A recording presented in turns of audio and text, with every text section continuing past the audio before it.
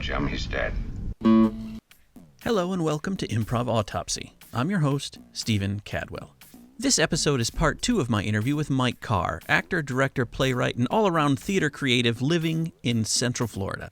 In this episode, we talk about some more memorable moments, for better or for worse, and Mike answers my Proustian questionnaire. Buckle up for part 2 of Mike Carr's Improv Autopsy. I do want to say, I talked with someone whom I don't think you know, Will Minen, a friend of mine from when I was in Chicago. You don't know him, do you? No, I don't. Okay. Well, when we were talking about just group names and that, he was talking about sort of how they fretted over and sweated over naming their Herald team when he was put on a Herald team, one of them. And he was naming teams that he said had really great names, and Revolver was one of them. So I just wanted I wanted to let you know that the one-word really cool names is what they were striving for. I think they ended up on The Incident, which I also think is a good name. That's a great name. That's a really fun name. But they were, trying to create the name and the image of Revolver because it has such a great name. That's so funny. And I wish I could remember how we became Revolver. I don't remember. But we had T-shirts for a time when we first came out, and it was just a gun with a heart coming out of it instead of a bullet. It was a great T-shirt. Yeah. I had it. I kept that shirt for years.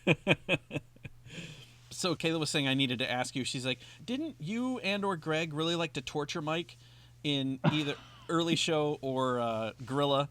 So I have some specific things to ask you about. But okay. Also, do you have any memories of or any times when you felt like you were being tortured on stage that weren't, whether playful or not? Like, I'm not saying that these were actual torture, but just being played with. I have a vague memory of something, but I can't put the details to it. But I do think that if there was anything that I thought was negative or hurtful, I'd remember it. And I think the playful stuff kind of washes into all of the memories. So, yeah. And I think that's a good thing, because it doesn't mean anything stood out as negatively memorable. Yeah. And all the ones that I have, I think it was all very playful. None of it was intended to be hurtful or negative. Yeah. But there was one time, and I forget who exactly was responsible, and I forget whether it must have been Gorilla, where it was a lines from the floor where they gave Mike bad lines from the floor. Oh, God, yes, I do remember that. It was all stuff that I couldn't say. I think I remember, and it was offensive, horrible lines. Yes. And so I'll explain a little bit to those that are listening. My understanding, you correct me if I'm wrong. So the gist of it was, so lines from the floor or paper slips or whose line, it goes by a lot of names. So you write lines of dialogue on pieces of paper, and at various points in the scene, the actors will read a line that's on the piece of paper instead of just improvising a line. They have to make that make sense. And the premise for this one, and the audience was in on it, was that two of the actors, or the other actor, I forget how many were up there with you, had regular old lines from the floor that the audience had written, and then you were given, I guess you were kept them in your pockets, maybe? I was just trying to think how I had lines that everyone else didn't. I guess they must have been divided into I don't remember. Yeah, I don't remember that either. Or they just somehow managed to figure it out so that they would read something as if it were just the filthiest things you can imagine. And we were not only doing this at a theater that was PG-13 at worst, so theatrical theater rules were keep it clean, but also you were a clean player in general. And so, I mean, I can't imagine you saying some of the things that were written on those pieces of paper, just, even if you had the freedom to do so. And you were actually attempting to clean them up as you were reading them, which was a delight to watch. I do remember trying to clean them up. And I definitely remember, now that you brought it up, like I said, this washed in, but now it's bubbling up. I remember looking at one and being like, I can't say this out loud. And just trying, I remember collapsing into myself, almost being like, I don't know what to do with this. Yeah. I may have even scolded the audience at one point, being like, what did you do? This is horrible. I think you did, yes. Which they would have loved, because I don't think they were responsible for the... No, I don't think they wrote the lines. I think either you or Greg wrote them. I don't know who, or both of you together. Yeah. But the audience was completely innocent, but just watching me be tortured. Yeah. This is one that I think I am responsible for, and it was a word on the back endowment where two words were the same. Oh, God. I think I do remember that. That was a Gorilla. Word on the back endowment, for anyone that doesn't know, is you get words from the audience. Actors turn around, usually 3 of them, and they plug their ears, or they're, plugging them in such a way that they can't hear, and then you discreetly get 3 words that you write on a piece of paper and tape on their backs, and then sort of like party quirks or whatever, you're getting the audience, or you're getting rather the actors to understand what their word is and say it on stage. And because 2 of them were the same, and that's obviously not something that normally happens, it was real confusing for the people that had them, because they were trying to get someone to say the same word that they had on their back without knowing.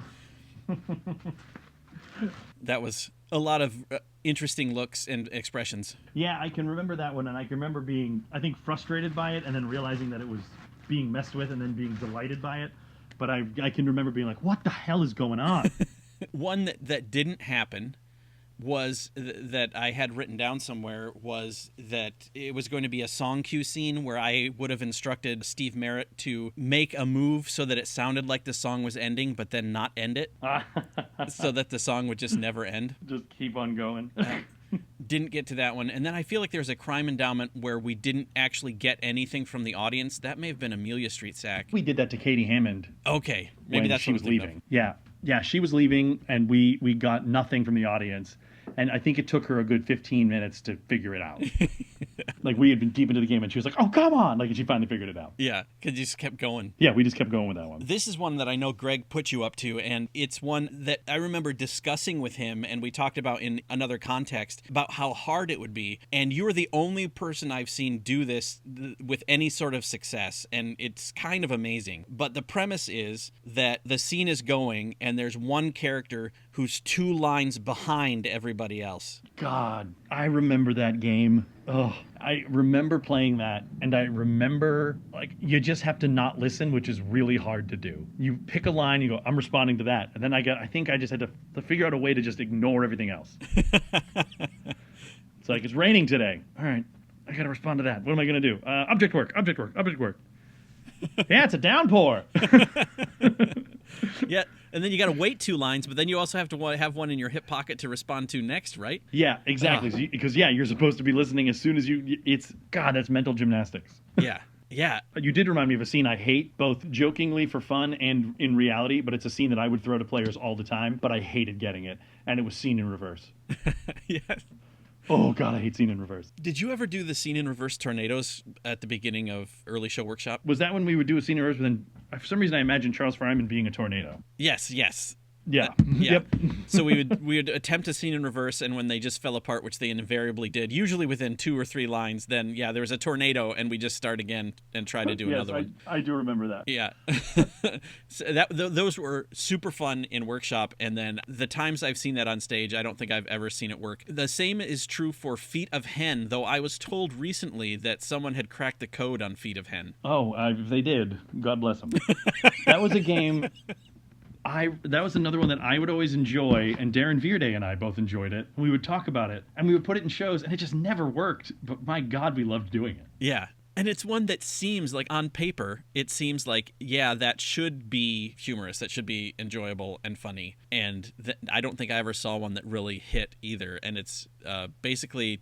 it's a normal scene, but you walk like you're birds or chickens, right? Yeah, you have bird feet throughout the scene. So, but like then you would try to make it give it more depth by getting a quote unquote serious suggestion. Yeah. So it's like a doctor giving bad news, or but you've got chicken feet, and oh man, do you know how earlier we were talking about names in improv teams and how like we mentioned how Michael Pizza was a name where you didn't know what that was, but it ended up being really good. Feet of Hen is a name where you know what you're going to see, but it's not good.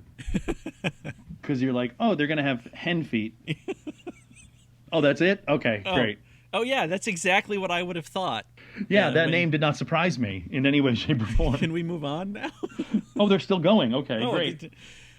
And what I was told, I think, is that the key was not moving for a while and just having little flourishes or little indications that we're going to get you there. And I guess it's just building the expectation so that when it finally happens, there's a payoff. But yeah, that makes sense. That's a much better move than the way we mostly played it, which was to always move like a hen. Yeah. Do you remember the music video? I think it was done in Amelia Street show. It was Ive the Tiger. That it was a spontaneous call, I think, during a show. Dinger came out maybe from the middle spandex as a tiger. Do you have any memory of this? I do. Was James hosting that show? It may have been James, yes. I do vaguely remember doing a music video. I don't remember the specifics, but I remember doing it. Because there's one, the first one that happened, and I think it was Eye of the Tiger, hit really hard. The audience absolutely ate it up. And then because of that, we tried it again. And I don't know if we tried it a third time, But the second time, I think it may have been Ice Ice Baby, and it failed hard. Oh. If you had more of a memory, I was going to see if we could figure out why. But if you don't remember it, I'll have to figure out. I don't remember who was actually there and in it other than Dinger. Yeah, I want to say maybe Chase was in it too. If I'm thinking correctly. But yeah, I mean, I imagine that it's one of those things that hits really hard because it's unexpected and there's just something. It's like the lightning. We caught lightning in a bottle, maybe. Yeah. I mean, yeah. There's some games that just happens. You're like, oh, this game was great, and then you play it again. You're like, oh, it was fine. I feel like an '80s song like "Eye of the Tiger" also lends itself to certain expectations that "Ice Ice Baby" doesn't. A little more room for interpretation versus "Ice Ice Baby," but I don't know. Very true. Ice Ice Baby's limiting. Yeah, I mean, just ask Vanilla Ice. He found out as well. He sure did. I'll have to quiz some other people about that. Here's another one that maybe you can help me out with. Do you remember when we were trying to do CSI Miami Die instead of Schwarzenegger Die? Yes, I do. Deconstruct that for me, because that didn't seem to work either, and it seems like it should because it's basically the same thing. So yeah, you do the pen line, but then were we putting the sunglasses on or ripping the sunglasses off? Because I think that makes a big difference. I think we were supposed to have them on because you're supposed to take them off, right? Yeah, I think so. And then the screech from that song, yeah, would play every time. Yes. I think, honestly, I just think it's the reference. I don't think enough people know CSI Miami. I think they know it exists, but I don't think they know that that's the... Because, yeah, I remember playing it, and we would be like, all right, do your pun, rip off your sunglasses. Although for some reason I thought we were putting them on because it was Miami, but I don't know. I could have that backwards. But yeah, we do the pun, we strike our pose. I just think the Arnold Schwarzenegger voice is a funnier, more recognizable thing for an audience. Yeah, because I think the idea behind it when the discussions was going on was, hey, Arnold Schwarzenegger hasn't been in a movie for a while. Can we update this? And CSI was hot right then. And so it was, let's try to do it with this.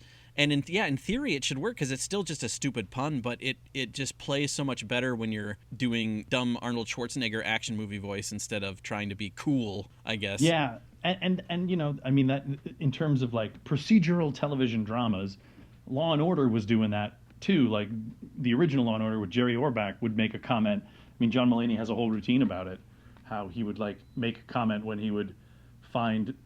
a guy with find a dead body, he would make a joke about it. So it's been a procedural television show thing for a while, but I just don't think it's as widely recognized. Yeah. So I would imagine that's what kind of hurt that. Yeah, and I think you're right. I didn't think about doing a voice, and you're right. With Schwarzenegger, you get the kind of beyond. Yeah, even though he hasn't made an action movie in a long time. I mean, he has. I mean, he ended up doing the Expendables movies. But even when he hasn't been around for a while, he's such a cultural, he's a pop culture icon. Yeah.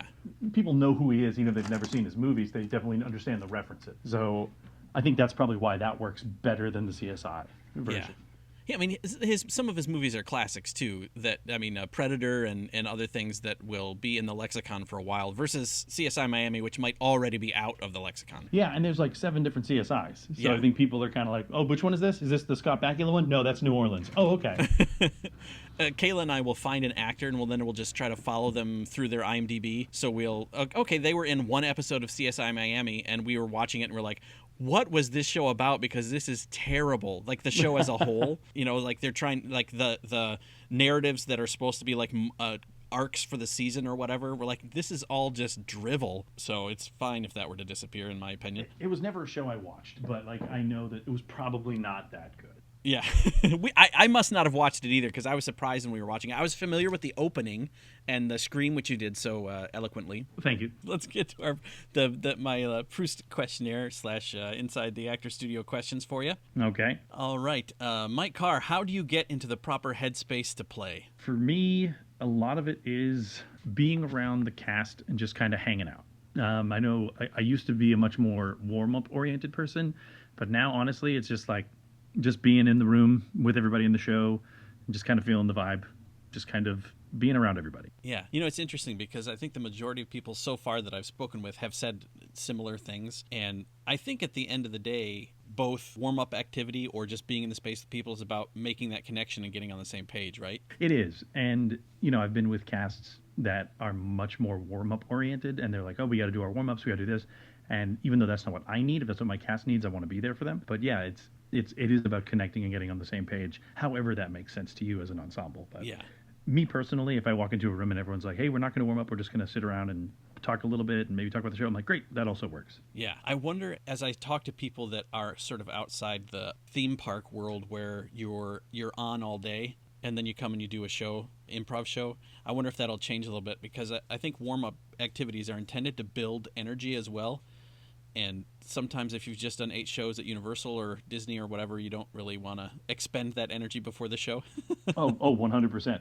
And it's funny you just said that. It reminded me of a bad experience that I'd had. If you'll indulge real quick, I'm happy to. So this was back when I wasn't working in the theme parks. It was when I was on the team, the DBC that I talked about earlier, that got cut after 3 shows. Well, our 3rd show was after a particularly long day at work for me. Like, I worked in a warehouse during the day to kind of pay my bills, and so normally I'd get off work around 5, but this day I didn't get out until like 6:15 because I had to take over someone else's job who broke his foot, all at the warehouse. So like, and it was a job I'd never done before, and it was very high stress. And so I'm literally running around, like rushing to get home to get ready for the show. And I remember getting to the show and just feeling really stressed out and frazzled and annoyed, and the whole cast, like, it's gonna be okay, it's gonna be okay. And like, we went into the show and I wasn't connected, and I didn't feel like I was on the right page, and I felt that the show was terrible, and I felt that it was my fault. I'm like, I just wasn't there, I wasn't connected. And everyone's like, no, it's no big deal, we'll get them next time. And then we were cut from the schedule like 2 weeks later. Oh, no. So I was bitter, and I carried that with me for a while. I was like, I ruined that team. I have a feeling that they don't make those decisions based on one show. No, and to be honest, they didn't see any of our shows, so they didn't make that decision based on any performance. Right, exactly. It's based on no shows. No, it was based on nothing, and letting that go, and like years later being like, oh, okay, it's fine. Yeah, it takes some time though, sometimes, to do that. Oh yeah, because at that time too, everything was so personal. Like, improv is a personal art form, but like, man, at that time, being 22 or 23 and just being like, I'm going to tackle the world, and then the world's tackling back. Yeah. Didn't know what to do. This means the world hates me personally. Yes, I'm at fault for everything that goes wrong for everyone in this room right now. Was the person that you were filling in for at work, if you remember, did they break their foot at work? Yeah, it all happened at work. I worked in the warehouse, and I worked in the shipping department. So big industrial warehouse. There were orders that get filled in what they called the bins. It was all these small pieces, like nuts and bolts, all the way up to like casters that go on, anything. But he toted the totes that people would use in the conveyor belt systems from the 7-layer thing, 7 levels. And he just drove back and forth bringing these red and blue totes. And that's what he did all day. But it was because there was, thousands of orders coming in all day long, like starting at 7 a.m. all the way up till 5 p.m. You're just constantly going. So I was getting half-heartedly trained to be his replacement further down the road when he went on vacation. But then he broke his foot that day, and they're like, well, you're in the game, kid. And you're in the game knowing that there's at least a slight possibility that you could break your foot. Oh, yeah. Just being like, great, and everything that could go wrong went wrong that day. And my management, like at the warehouse, they were super supportive. They're like, hey, you're doing great, but you're way behind. I'm like, oh, I know. I cannot catch up. I don't know what I'm doing. I've never done this job before. I believe I know the warehouse you're talking about, and getting behind is the cardinal sin of that That's place. right, because Greg got a job there. Yeah, yep. Yeah, oh, that place. I mean, I have love for it because it paid well, but yeah, it killed my first IO house team.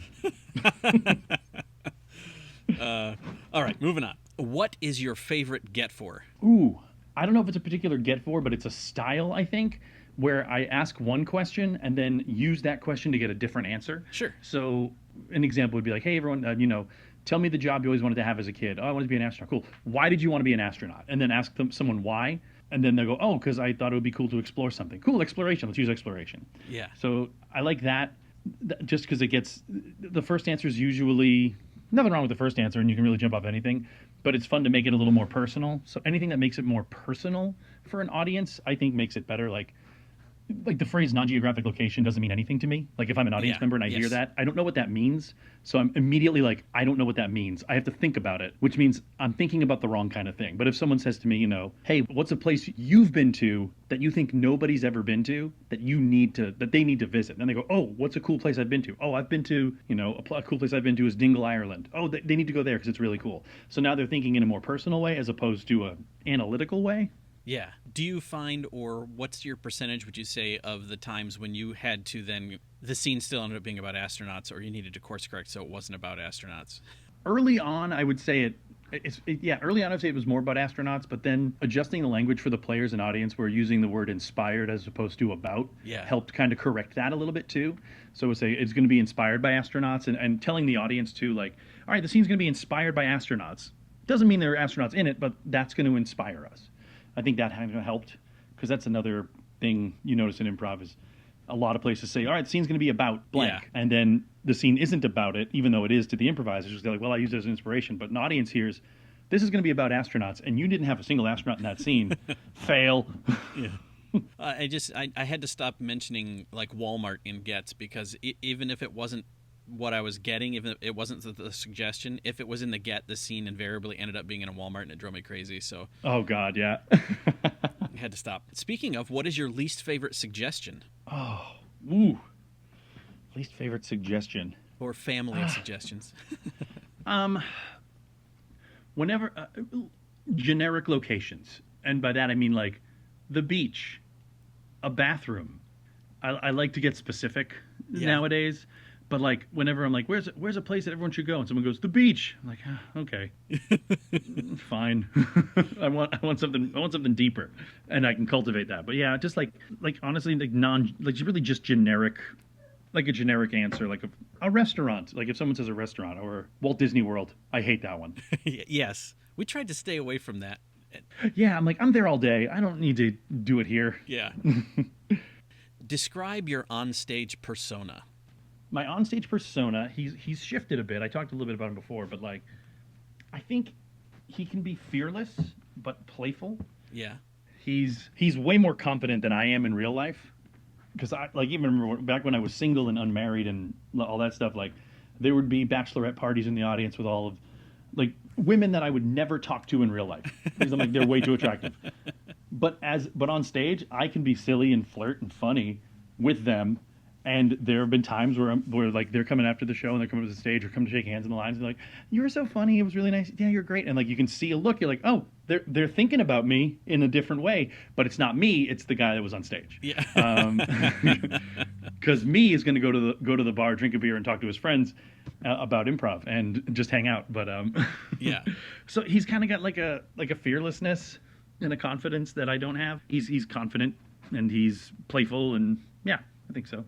One of the things I really like about our experience at SAK, to contrast a little bit with IO and places like that, is you're on stage so much, just not in scenes, that you kind of realize that there is this onstage persona that you have. I think you have it in the other places. It's just you're not as conscious of it. Yeah, and IO, at least in my experience and from my time there, the focus is so much on the group, which is great, and it should be because you're creating this piece together. But the teams that I saw that had individual identity were the teams that I liked the most. Yeah.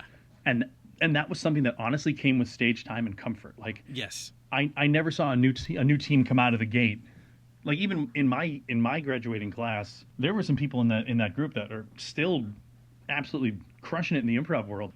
But I would look at their team, and some of them were on team with me, and we were kind of homogenous, just very much like, we are this team. Yeah. Let's get a suggestion. But then you look at a team like, at the time, Carl and the Passions was one of the house teams, and that was made up of like a who's who of the best improvisers in Chicago and the world. Absolutely. Like TJ Jagodowski was on that team, Noah Gregoropoulos.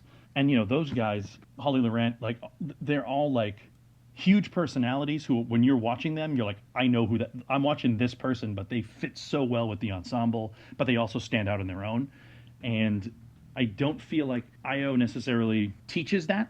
I don't think they do. I think they teach, this is how you do the Herald as we learned it. Yeah. But yeah, you don't see as much of the individual there. You see much more of like, release the individual for the group. Yeah, if they were aware of it when I was there, I think it's the same sort of situation that you were in. They were not paying any attention to it when they were throwing people together, creating Herald teams. No, it almost felt like a fulfillment of a promise, even though there wasn't a promise, which I loved. In my level 1 class. Jason Chin was our level 1 teacher, and he told us on day 1, like the first thing out of his mouth was, "Welcome to IO. How many of you want to be on a team? Great. More than half of you will not be." Like that was day 1. Yeah. Paper chase. And everyone's like, yeah, and everyone's like, oh, and he goes, he's like, the only thing you're paying for is an education in how we do the Herald. Right. That's what we're going to give you. Yeah. And he's like, and I know a lot of you are nodding your head right now, and you're getting it in your head that you're going to get, you're just saying, oh, he's just saying this. He's like, no, I'm not just saying this. A lot of you will not make a team. So don't get mad at me when that happens. Yeah. Because he told us right away, a lot of you are not going to make teams. And he was right. And half of you that ended up on teams are going to end up on terrible teams that get cut rather quickly. Yeah, he didn't add that part, but it was definitely in there. You're correct when you talk about the personalities on stage because, I mean, if you think about Cook County, I don't know if you've seen them, but oh yeah, they are amazing because it's fun to watch those guys do those things. Yeah. And that type of, I mean, if you're going to try to mimic them, that's fine. I always would tell students it's fine to pick someone to try to mimic until you figure out who you are and then be that improviser. Yeah. Because you can't go lead your life mimicking somebody else, but you've got to find out who you are. So yeah, you emulate a style. Absolutely. Like you see someone play a certain way and you're like, oh, I like the way that Steven plays. It's like, great, you can't be Steven, but you can take some of his, look at the way he sees the stage and attack it. Yeah, it's like trying on shoes. You're going to find a pair that fits eventually, and maybe they're similar to another pair, the pair that you wanted, but it's not going to be that exactly. Bearing that kind of thing in mind, this is the next question, and this is a new one because I've been fiddling with this a little bit. Ooh, name something that you can get away with that others can't, and or something you've seen someone else get away with that you never could. Ooh, I don't know that I get away with anything. I don't really try to get away with stuff that I can think of. Like I've tried to sometimes be like a cantankerous person with the audience, but I don't think it really works. I know that there are things that people get away with that I'm like, I'm glad I don't think anyone should do that now that I'm older. But like Chris Dinger comes to mind with all the stuff that he can do on stage. Somehow an audience just accepts and loves, and we're like, oh, he can get away with it though because he's got that charm that can helps him navigate it. Yeah. Yeah. Yeah, I feel the same way about Jose. I feel like Jose could read the phone book and get a laugh, and I could not do that. God, Jose can. Yeah, Jose is just like inherently watchable and funny. Yeah. So people are just on board with him. And Jose said something to me once that I think I've never forgotten, and it was about because he said in his culture a lot of men don't play the fool. Like he said that once, and he's like, you just can't do that in a lot of like.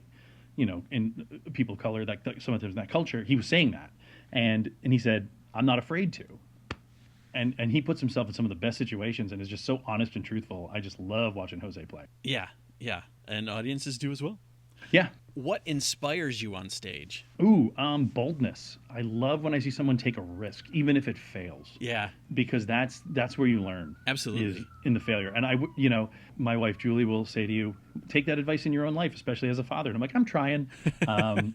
But it's easier to take it on stage. Because one of the things I would say to my students when I was teaching was, especially the level 1 and level 2, and again, as they got older, would say, hey, you know what happens if you make a mistake on stage? Nobody dies, nothing explodes, everybody walks away laughing and learning. So make a mistake. It's the best place to do it. So when someone makes a bold choice and tries something, it inspires me to get in there with them and see where it goes.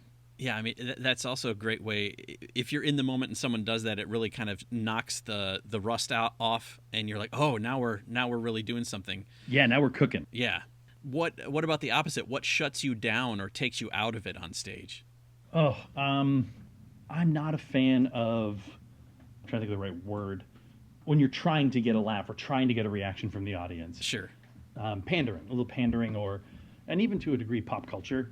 I don't mind pop culture references, but if you're just straight up doing something from pop culture, I'm kind of like turned off by that. Yeah. If you're just like, Wicked is hot right now. Yeah. So if you're to date when this podcast is being recorded, but if you're doing an improv scene and you just come out and you're like, Elphaba, what are we going to do? I'm gonna be like, oh God, you have nothing. That, and when like a shock value choice that has nothing but shock value, and the first time that happened to me on stage, I remember getting angry, and the person I was on stage with, I think she got angry too because it was of an offstage voice. And it was a team in Chicago. I can't remember the name of it, but we were doing a show at the playground. and we were being really quiet in our scene. And from off stage, this guy goes, "Oh, what are you doing over there, Anne Frank?" And we both on stage went, "Ugh, you sold out everything we were doing for a quick laugh that wasn't worth it." Yeah. So I think, yeah, that, like a sellout, selling out for a quick laugh, really just, it bums me out, because in that moment we were both like, now we have to do the stuff that we were doing. We didn't know where it was going, but we were invested in what we were doing, and then this quick quote unquote joke came in and just derailed it. Yeah. So, I got no problem with jokes. We want to be funny. I get it. That's what we're doing. But if all you're in for is I got to find a laugh, then I think you're missing out on the real laughs that come later. And I think the audience is missing out on that, even though they don't know it yet. Yeah. And I'm going to go out on a limb and say that maybe Anne Frank isn't the best punchline. It's not a punchline. It's not a punchline at all. And the audience didn't give him the reaction he wanted, and you could tell. Like, Yeah. that memory is burned in my brain because of how mad it made me. Yeah. And I think to not to his like defense, because I'm always trying to defend people that I talk negatively about. I think he was also a stand-up comic. Yeah. Like by trade. So in his mind, he's like, well, I have to, what's the punchline? What's the joke? What's going to get the reaction? And that's where you see a lot of that, shock value stuff in stand-up comedy, which even to this day I find really boring as well. It's like, Yeah. you found the easiest road. You got a chuckle. Congratulations. Someone demurred. Good job. Yeah. Looking back at that, if you were in that scene now, would you react differently? Would you do to that moment? Is there anything that you could do to redeem not that choice, but the scene and what you were doing with your scene partner? Yeah, I mean, I wonder, because that was, a long time ago. There's part of me that now that thinks about it, that thinks I might have stopped the scene and done a meta move, like to just kind of be like, hey, everybody, so that was a comment trying to make a joke. Maybe it's not funny. Like, I might have done that at that time, now that where I am now. Yeah. Or I would have just immediately edited maybe, or just did something to get out of it. Yeah. I don't know. I probably would have handled it different. I think in the moment I just kind of froze and like didn't react and kind of just stood there, and then we tried to make it work. I don't think I would have tried to make it work. Yeah. Yeah. Because that almost feels like a reward. Right. Yeah, yes, I agree. Flipping that a little bit, is there a moment of improv or a show that you'd like to relive if you had the chance? Not to repair, but just because it was so good that you're like, I'd like to do that again just to feel that again. Oh yeah. Yeah, I would love to relive. I loved the time during our heyday at SAK. I would every show was a delight. Like going in and playing, even the early shows where things got weird and trying, we still left those frustrated, but I still think like happy and excited. Yeah. So those days for sure, where every week coming in was like, just, it felt like there was magic happening. And then I did a show at Fringe a few years ago. Well, actually there was the Fringe show, but then also we did a show called Invasion Christmas Carol that Dad's Garage created. Yeah. Theater in Atlanta, and we brought it to SAK for a few years. We licensed it from them, and I got to direct that. And man, that was fun to watch. It was fun to watch our audience in Orlando react to something different. Yeah. And there was, and I remember I had to fight a little bit to be like, this should be our primetime show for the holiday weeks, for like leading up to the holiday. And there was definitely some resistance to it. They were like, well, they've come to expect this. And I said, I know, let's give them something different. They're gonna like it. You got to trust us. Like, it's a holiday show. Yeah. Holiday shows don't go wrong, And like, we did it differently than Dad's Garage does. Similar in a lot of ways, but we had our own version of it. And man, I would love to get that back going again, or some variation of that, because it was such a unique, fun experience, and it was fun to watch that show grow. Yeah. Tangentially, Kayla and I were recently talking about that. Well, I mean, obviously, because it was the holidays recently. Again, putting even more of a timestamp on the episode, or when this is recorded. So we were talking about that, and I think we found some pages of one of your scripts in the green room the last time we were down there, which has been a while now. We were trying to think of other things that type of thing could work with. So if it wasn't, if it's not just Christmas Carol, like what else would work? And we were playing around a little bit with Ichabod Crane, and listening to that. So there's, I think, other possibilities out there for other holiday type shows too, for other seasons. Yeah, there was one year I remember the Dad's Garage got contracted to do It's a Wonderful Life invasion, and I don't remember. I don't know how it went. I think they were like, it went fine, but like there was a company that contacted them like, we want you to do that show, but with It's a Wonderful Life, and they were like, okay. I want to say SAK did a fringe version of that called Peter Pan-ish. And I think they did like an invasion type style. I think they did. I wasn't involved in it, but I think they did that. Nice. What advice, if any, would you give your younger self? Trust your instincts. Yeah. Your instincts are right, and trust them. Don't be afraid to take the chances that you wish you had. Because who knows where they would lead, but there was a chance that I had in Chicago when I was there to go on tour with an improv group, and I didn't take it, and I regret it because I was like, I got bills to pay, and it didn't dawn on me that I'd be getting paid while I was doing this. Like, I knew I would be, but I'm like, how can I have a room, I rented a room and all this stuff, and I turned it down, but my instinct was telling me, you got to do this, but I didn't follow that. And there's been other times in improv too, like where I didn't necessarily follow an instinct, and I wish I had. And I would say to my younger self, trust those feelings and follow the fear. We say that a lot, like follow it and see where it leads you. Yeah. Especially if you think it's right, go for it. One of the things, I took a workshop with Sharna ages ago at Miami Improv Fest. This is decades ago now. Say what you want about Sharna. She's very intelligent. She knows a lot about improv. Yep. Among everything else. But one of the things for that one, and it was kind of just her storytelling about how she ended up there, I think. Or one of the lessons she said she was applying to her life at that point was to say yes, to apply that to the rest of her life as well. So when an opportunity arose to do something, instead of being like, well, I've got these other things to do, she was saying yes and doing them, and that was taking her to places she'd never been. So yeah. Why am I finding a reason to say no when I already have the reason to say yes? Yeah. What is your favorite type of character to play? I love playing children, and I love playing children that are wise beyond their years. Yeah. That's always been a favorite of mine, to put on a little kid voice but then say really sage advice. I get tickled by that every time. Well, that really is the only way to play a child. Yeah, I mean, playing a wide-eyed, innocent child who knows everything. Also, but if you do play a wide-eyed, innocent child who the world is falling apart right before them, that like in The Simpsons or in Futurama, that like Tiny Tim robot. Yeah. like that's always fun. But yeah, playing like a wide-eyed child who's wise beyond their years just makes me happy. If you could do a scene with anyone, living, dead, or fictional, who would it be? Ooh. Living, dead, or fictional? I'm going to say... I got to pick one. Okay. Oh, no, it can be more than one. Like, more than 8, because that's a Harold I'm going to do living, dead, and fictional. That's what I'm going to do. I think that'll be fun. All right. Living, I would love to do a scene with Colin Mockery. I would love to do an improv scene with him. I've met him, which was really cool, and he was incredibly nice and incredibly kind, so I would love to do a scene with him. Dead, I would love to do a scene with Jason Chin. I never got to do one with him. I was in a show directed by him, and I was taught by him, but I never got to perform with him. Yeah.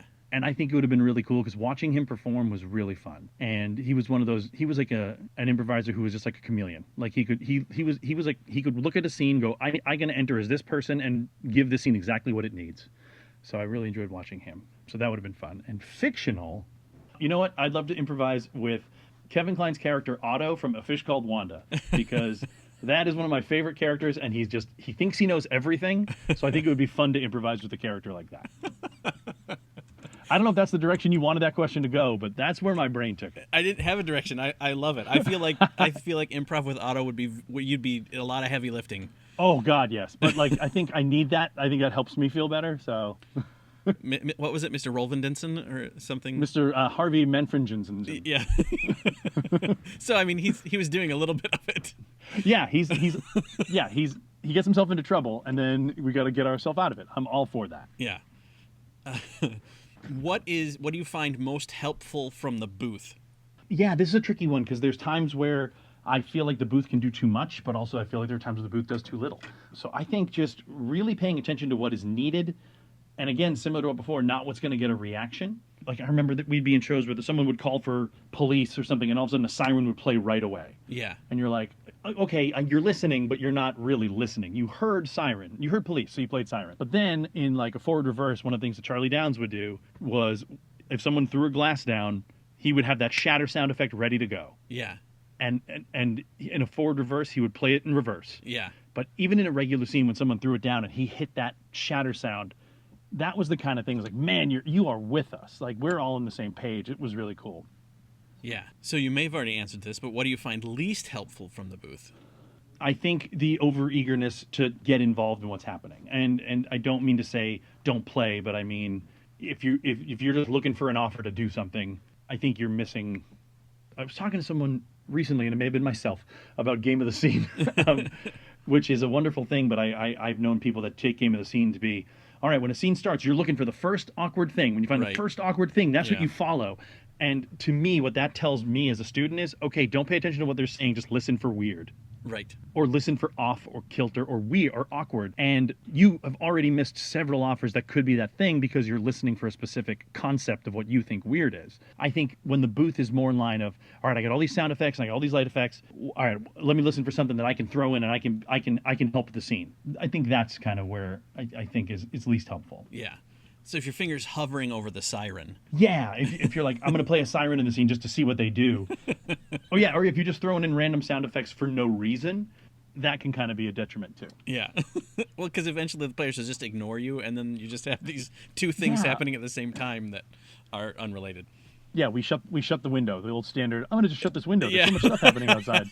Yep, the old standby. Yep. Other than laughter, what audience sound do you revel in? Silence. Yeah. Because if they're silent, they're listening. Yes. At least I think so. Yeah, like if you're doing a scene, like I don't know if you remember the scene we did, the forward reverse, where we played chess and did one single move with our finger. Do you remember that scene? I do. Yeah. There was uproarious laughter in that scene because it was a forward reverse and we literally did nothing. And I think it was just to prove a point that you didn't have to do movement in that scene. I feel like there was a thing that was like, forward reverse has to have movement. And we're like, no, it doesn't. Yeah.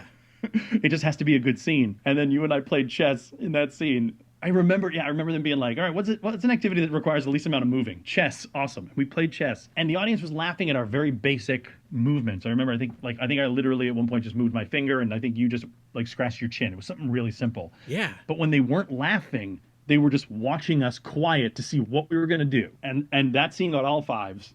And I remember being like, yeah, they're not laughing, but damn it, they are locked in. Yes. You know what's is funny? This is, I guess, a confession. Is for some reason I had supplanted you with Charles Fryerman in my memory. Oh, of that. Interesting. And when I asked him about it, he had no memory of it. And I was like, well, that's weird because it was such a great scene. And I explained the whole thing to him, and he laughed, but had no memory of it. And now I know why. Because it wasn't him; it was me. Because it was you. We look alike, so I get it. Yeah, you're doppelgangers. We are. It's hard for us to be in the same room. But I do remember that scene. That is the apex to me of, like, I don't think there'll be a forward reverse that I like as much as that one. Same. We were being so subversive, and the audience was so with us and absolutely loved it. Yeah, I feel like one chess piece got moved. Yeah, a chin was scratched. One of us, I forget who, hit the clock, maybe. Yeah. Yeah, it was all that. It was just so little. Yeah, and the audience was so into it. Absolutely. Yeah, I loved that scene. That's amazing, and now I have to readjust my memory of it. I don't know why I put Charles in there. All right. What's the best note you've ever received? I think the best note I ever received was from another person who's no longer with us. Mike Enriquez was my coach for both of my Herald teams.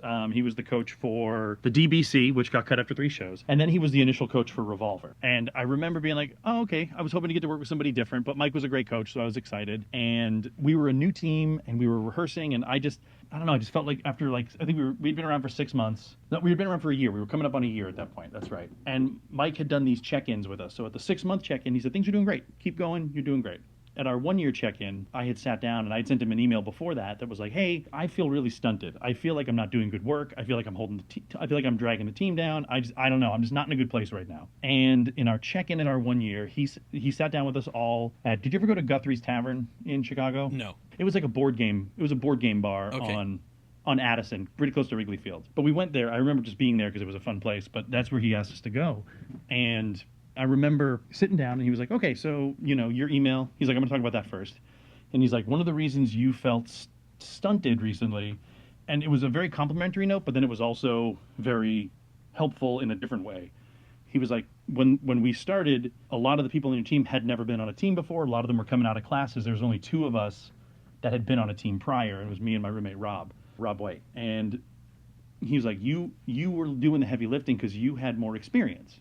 So you were making moves, you were pushing things to happen because they weren't happening yet. And he's like, the rest of the team kind of caught up, but you also kind of have a chip on your shoulder, and I know why, and it's because your team got cut before. So you're kind of being a little anti-establishment, and you're being a little like not trusting of the process. Yeah. And I was like, oh, I am that, and I didn't know he knew that. And he's like, it's okay.